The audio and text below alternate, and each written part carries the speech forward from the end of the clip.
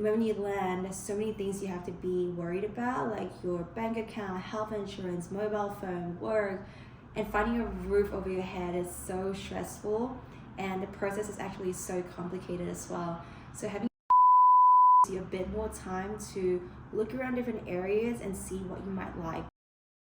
Right, so if you're like me, not what an American would consider as a transplant, who moved interstate, you're completely from overseas, this is the video for you. I personally have just moved here about 4 months ago, and I would like to share my apartment hunting experience. As someone who's only been here once before the move, I would like to share some of the things I found helpful to do pre-move as well as the moment you get here. So you're probably already watching a lot of similar videos. I'm gonna try to add on top of them and give you a more comprehensive download on it. Pre-move, what can you do before you get here? The moment you get here, it's gonna be very overwhelming. You try to like set up bank accounts, try to set up health insurance, try to find a place. There's just a lot all at once. So I highly recommend doing your research, thinking certain things through before you get here, rather than coming here with a blank slate and try to figure it out on top of the list of things you have to worry about. So let's start with something that you already know will be happening, right? And that is why you're moving to the city. Be it for work or be it for school, that will help you to get the facts out of the way, like things like, are you gonna be in the office at 8 a.m. every day? Do you stay till late till 1 a.m. every day? So these things are important because it affects the way you think about certain criteria, especially when you're looking for your apartment and the area it is around. So personally, I've picked somewhere that is close to work because I've heard from friends who live here that sometimes the morning commute can be quite bad, the delays, the crowd, all of the reasons. So right now I actually do live somewhere that I can walk to work. It's about 15 to 20 minute walk. It is quite pleasant because it is in the winter, so it's not too bad just yet. Maybe in the summer I'll regret it, but we'll see, right? But I know some people want a distinction between their work life and their personal life, so it really is up to you what your preference is. Then let's move on to things that you can plan ahead, have an idea around. So how do you want to spend your first year in New York? New York has endless amount of things to do, no matter what time and day of the week it is. It is a choice. If you want it, there is something for you. A good starting point to think about is right now how you're living your current life in your home country. Are you someone who likes to go out till like late till 4 a.m. or are you someone who likes to spend time during the day? So let's be real, like your first year, you're gonna be out a lot, you're gonna be socializing a lot, trying to make new friends, make new plans. So a thing to consider is like, how do you like making friends? Is it through social spots? Is it through dinner parties? Is it through like late night clubbings? So different boroughs offer different things, but accessibility to these things are important because you want to be able to say yes to these events more often than being like 1 hour away and like, oh, sorry, I can't because it's too far, you get lazy, things like that. Or maybe you're moving with family and you just want somewhere quiet to raise your kids. There's definitely different boroughs that are more quiet than Manhattan itself. Things like these are good to think through. Next I would recommend is researching into the different neighborhoods. There are a lot of videos out there that really breaks down the different neighborhood, what they're good for, what they're known for. I believe there's a YouTuber called Here Be Bear, I'll insert it here. So he also goes out to the street to interview people about their personal favorite neighborhoods. I would just take it with a pinch of salt just because it is so subjective. Everyone's a bit biased towards their neighborhood because they live there and they like it there. That's the reason why they're living there now. But the reason why I recommend it is because it helps you to familiarize with the different names of the neighborhood. It also helps to give you an idea of where it is on the map. Like the Manhattan itself is big. It's divided into so many different parts, and each part offers something different. It also helps you to identify how far it is or how close it is to your school, your workplace. Honestly, like I did all of this research, but the best that I found is when I got here, when I'm viewing apartments, walking around, allowing myself to have a sense about the neighborhood and what it feels like. I think that is the best way. Next one is a big one and what everyone talks about, putting your must-haves and nice-to-have. Why that's important is because you're gonna make a trade-off in New York. It is expensive, it is small.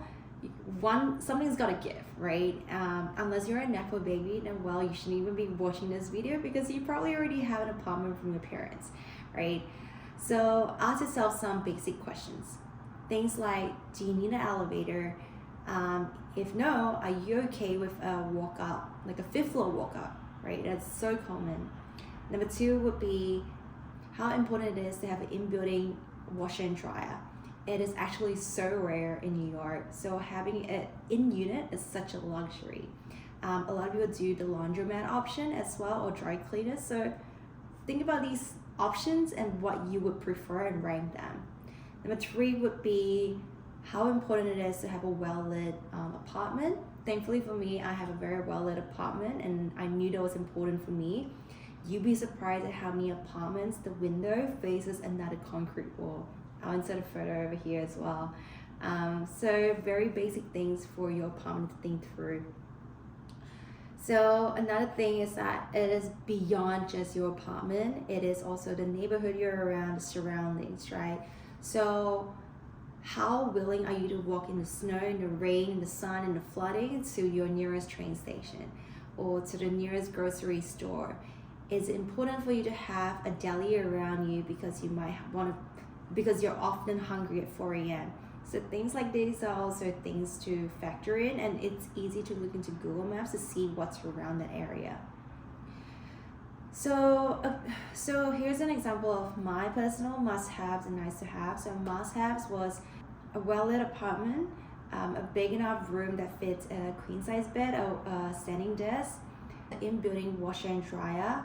I was not willing to drag my laundry out to a laundromat. So yeah, a good to have would be having a mail room because I heard like people steal packages and stuff like that. Would be nice to have a doorman because of the safety precautions. And then also importantly, having a list of no-goes. I knew I was not going to do a fifth floor walk up. I was not going to be in a sketchy neighborhood that I just didn't feel unsafe even during the day. A personal recommendation from me would be joining Facebook groups for short-term stay. Why? Because it really elevates the pressure to find something so quickly, especially when you're not familiar with the neighborhood. Like I shared, the moment you land, there's so many things you have to be worried about, like your bank account, health insurance, mobile phone, work, and finding a roof over your head is so stressful, and the process is actually so complicated as well. So having a short-term stay gives you a bit more time to look around different areas and see what you might like. It also gives you an idea of a lived-in apartment, what that might look like with furniture, what people are doing with it, as compared to, from Street Easy, it is an empty apartment. It looks so spacious until you put your furniture in, you realize how little space you actually have. So what can you expect from these groups? There's 3 things. People subletting, so they're away for short term, they just want someone to take over for a couple of weeks. People who are looking for roommates to hunt with, or people who are looking for someone to take over their lease or a lease takeover. So any of the options kind of like work for these short-term temporary stay, or even for your apartment hunting journey. So I highly recommend that. So one thing to note is that do not post or look too early. Generally, people do it 1 month to 2 weeks in advance, just because it's New York, that's how the city rolls. Anything before that, no one's really looking and it will be gone, honestly. So what can you include in your post? I'll give an example of like what I've posted here. I've included an intro by myself, like my personality. I've also included all of my must-haves and want-to-have, so things like your budget, the area you're looking in, and the things I've listed out I'm looking for. After all of that, you can also look into Street Easy and Zillow based on your must-have and good-to-have. Why you should do that pre-move? Because it will help you to get a sense check of how realistic is your list.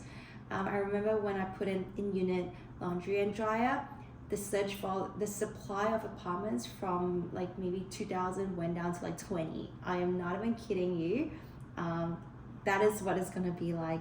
So it really is a very humbling experience. It helps you to also gut check to change certain mandatory things that you're looking for and maybe move them into a nice to have instead.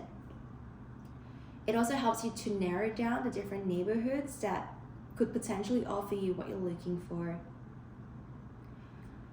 So one thing to also note is the time frame that you're moving in. Like, which season are you moving into New York City? So summer tend to be the peak season because all of the summer interns are coming to the city. There's a lot of tourists. Everyone's like in the city, right? So thankfully for me, I moved around October, so that's considered like off season. So then with off season, there is, well, one, less competition, but also lesser supply because everyone has already locked in their lease from the summer or from like extending their lease. So these things affect your supply and demand, simple economics. You've arrived at your destination. When you've landed here, what's the first thing you must do even before viewing your apartment? Number one is setting up an alert from ShootEasy, Zillow, from all the apartments based on your criteria. They will notify you of new listings. That's at least 10 to 15 new listings every day. So you want to be the first to be setting up those viewings, getting ahead of the curve for your application as well. Number two is getting yourself a phone number. You need to contact the viewing agent. I try to use mobile data to contact the viewing agents, but it was a pain trying to correspond in email, especially when you're delayed or there are last minute changes. The best way is just to call them up. Next would be strategically stack your viewings around the same neighborhood. Just because Manhattan is huge, right? And going up and down would spend a lot of time and it's also expensive. But also strategically putting them in the same neighborhood allows you the chance to walk around the neighborhood and see different areas. You might like one street, but maybe the next turn on the next street is something that you don't like. So placing your viewings in the same neighborhood helps to concentrate that effort. Next one I highly recommend, which is wearing a good footwear. You'll be easily walking 20K steps over the weekend. So having a good footwear is so important. So then we move into when you're viewing your apartment. Refer back to your criteria, right? What are the essentials? What are the nice to haves? What can you maybe, bend your back over and like expand a little bit? So personally, I expanded my budget range as well as the area that I was looking around just so that I can have more options. Number two would be befriend with your viewing agent. So important because they have so many more listings that are maybe not even listed or they're coming, so they can actually recommend you based on what your searching criteria are. And then, just like dating, do not settle for the first one. I viewed over 20 apartments before arriving at my current one and I love it. Great location, great sunlight, dual man, no room, even a gym. So you get there, just be patient. So let me know if you have any questions. I'm more than happy to help. I know that this process is not easy, so I don't want anyone to go through that alone, especially when uprooting is already such a big task. So good on you for making this dream happen and making the move to New York. Stay tuned for part 2 about the application process because that is where the fun begins. See ya.